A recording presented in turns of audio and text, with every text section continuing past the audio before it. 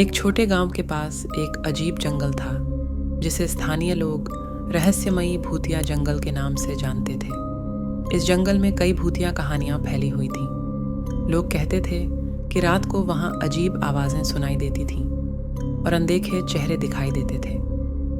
एक बार एक विद्यार्थी नामक युवक उस जंगल में जा रहा था। उसके दोस्तों ने उसे डराने की कोशिश की, लेकिन वह निर्भीक था।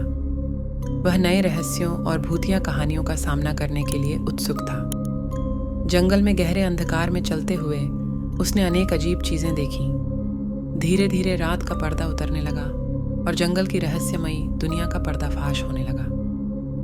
एक अजीब सी आवाज सुनाई दी जो किसी अदृश्य शक्ति की ओर से आ रही थी। युवक को थोड़ा डर लगा, लेकिन वह अपनी राह जारी रखा।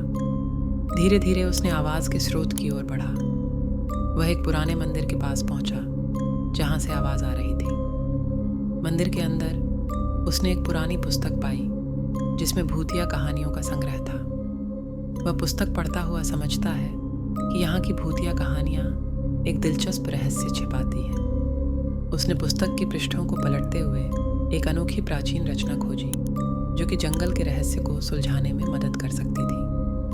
युवक ने उस रहस्यमयी प्राचीन लेख का सारांश निकाला और जंगल के सच को समझा। यह लेख उसे यह बताता था कि वास्तव में जंगल में भूतिया नहीं, बल्कि वहाँ के पुराने समय की कई रहस्यमय घटनाएं छिपी हुई हैं। युवक ने जंगल के रहस्य को सुलझाने का संकल्प किया और वह उस रहस्यमयी जंगल के साथ अपने गांव लौटा, जहां उसने अपने संगठन और ज्ञान को साझा किया।